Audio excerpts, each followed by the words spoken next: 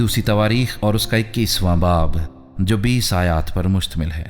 اور یہوشافط اپنے باپ دادا کے ساتھ سو گیا اور داؤد کے شہر میں اپنے باپ دادا کے ساتھ دفن ہوا، اور اس کا بیٹا یہورام اس کی جگہ سلطنت کرنے لگا۔ اور اس کے بھائی جو یہوشافط کے بیٹے تھے یہ تھے، یعنی عزریہ اور یحییل اور زکریہ اور عزریہ اور میکائیل اور صفتیہ۔ یہ سب شاہ اسرائیل یہوشافط کے بیٹے تھے، اور ان کے باپ نے ان کو چاندی اور سونے اور بیش قیمت چیزوں کے بڑے انعام اور فصیل دار شہر یہودا میں عطا کیے، لیکن سلطنت یہورام کو دی کیونکہ وہ پہلوٹا تھا۔ جب یہورام اپنے باپ کی سلطنت پر قائم ہو گیا اور اپنے کو قوی کر لیا تو اس نے اپنے سب بھائیوں کو اور اسرائیل کے بعض سرداروں کو بھی تلوار سے قتل کیا۔ یہورام جب سلطنت کرنے لگا تو 32 برس کا تھا، اور اس نے 8 برس یروشلیم میں سلطنت کی، اور وہ اخیب کے گھرانے کی مانند اسرائیل کے بادشاہوں کی راہ پر چلا، کیونکہ اخیب کی بیٹی اس کی بیوی تھی، اور اس نے وہی کیا جو خداوند کی نظر میں برا ہے۔ تو بھی خداوند نے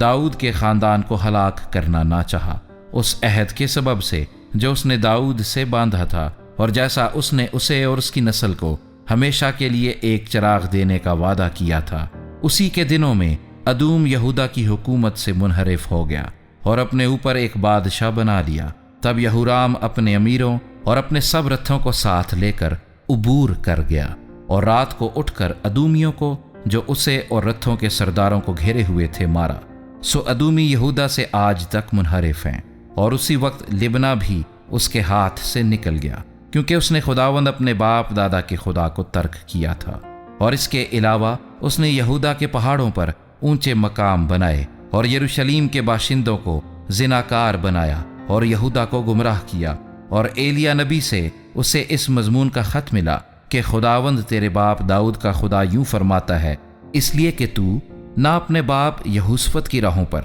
اور نہ یہودا کے بادشاہ آسا کی راہوں پر چلا، بلکہ اسرائیل کے بادشاہوں کی راہ پر چلا ہے، اور یہودا اور یروشلیم کے باشندوں کو زناکار بنایا، جیسا اخیب کے خاندان نے کیا تھا، اور اپنے باپ کے گھرانے میں سے اپنے بھائیوں کو جو تجھ سے اچھے تھے قتل بھی کیا۔ سو دیکھ، خداوند تیرے لوگوں کو اور تیرے بیٹوں اور تیری بیویوں کو اور تیرے سارے مال کو بڑی آفتوں سے مارے گا، اور تو انتڑیوں کے مرض کے سبب سے سخت بیمار ہو جائے گا، یہاں تک کہ تیری انتڑیاں اس مرض کے سبب سے روز بروز نکلتی جائیں گی۔ اور خداوند نے یہورام کے خلاف فلسطینیوں اور ان عربوں کا جو کوشیوں کی سمت میں رہتے ہیں دل ابھارا، سو وہ یہودا پر چڑھائی کر کے اس میں گھس آئے، اور سارے مال کو جو بادشاہ کے گھر میں ملا اور اس کے بیٹوں اور اس کی بیویوں کو بھی لے گئے، ایسا کہ یہوآخز کے سوا جو اس کے بیٹوں میں سب سے چھوٹا تھا اس کا کوئی بیٹا باقی نہ رہا۔ اور اس سب کے بعد